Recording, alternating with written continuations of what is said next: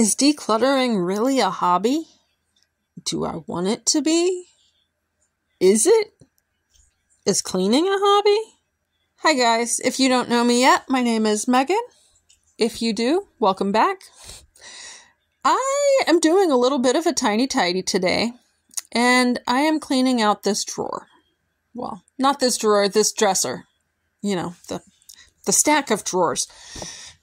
You know what I mean. Anyway, it's 4 drawers. It's full of stamping stuff, and as it turned out, a few other things. And I would like to undo one of the last tiny tidies I did of moving a bunch of photos into this trunk that is very hard to access. And the point being, I would like to get the photos into one spot, and for whatever reason, I thought they were all going to fit in this trunk, which they didn't then either. And then they would at least be together and safe. Yes, safe underneath all that water. Anywho,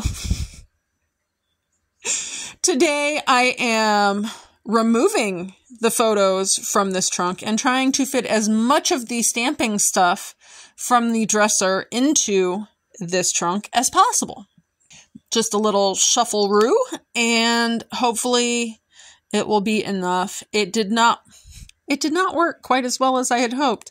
I had overestimated the amount of photos that had been put in here and underestimated the amount of other stuff and underestimated the space it would take to empty the dresser into this. It didn't happen. I got 2 out of the 4 drawers emptied, and the other stuff was all condensed into 2. I did get rid of a few things, and you'll see that at the end. But why am I doing this? I have jokingly said for probably the last 2 or 3 years now that decluttering was my hobby. And then, I don't know, maybe 5 or 6 months ago, it was kind of like, is this really my entire life? Like, just trying to declutter my house? Like, do I not have anything else of interest to me? And I kind of go in waves. So, if you don't know, I've been decluttering for almost 2 decades. I want to say it's about 17 years. I think I started in about July of 2007. And it's 2024 now. So yeah, I think it's about 17 years I've been decluttering, and it has gone through fits and starts. In that time, I have moved lots of stuff from my mom's estate, my dad's estate, various other estates into my house.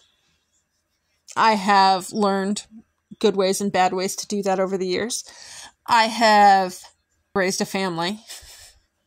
My youngest was born in 2006, so, and is now an adult. So things come and go, and as my mental health and life stages changed, like, it's come and gone. I'm definitely more, like, I don't have the backslides that I used to.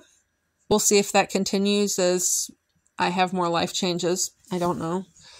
But I'm kind of at that state where the house seems fairly manageable, even though I know that there's still stuff I need to declutter and that I want to do. And I'm shuffling stuff to be able to do those things, but at the same time, it's like, well, I need this for this project, and I need that for that project, and once the projects are done, they're just going to be gone, which will work, and I just need to get them done. Maybe DIY is one of those, like, procrastination sort of projects, or procrastination sort of hobbies. Basically, I have to, like, mull it over in my brain until I understand what I need to do, and then I can just do it. And then it goes fairly quickly, if I'm physically capable of doing the things.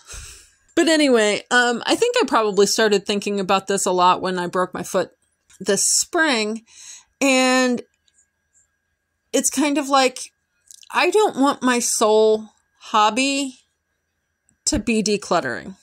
I want to have things of interest in my life outside of decluttering because, declutter, like, I guess you could call minimalism a hobby, maybe. I don't know. Like, I can read about minimalism. I can think about minimalism. I can kind of do thought experiments and things. And I can declutter, but I want more interesting things in my life than that. So I got to thinking about it, and I do have a few hobbies that I have kind of done little bits of here and there over the years, some more than others. Big one, right off the bat, gardening. Love to garden. I've done more of it the last few years than I had before, just because I have more energy when I'm home, since I haven't been working, a full-time job outside of the house. So I'm here. I'm more able to get around to being outside with the energy to actually get something done, which is great. So gardening, definitely.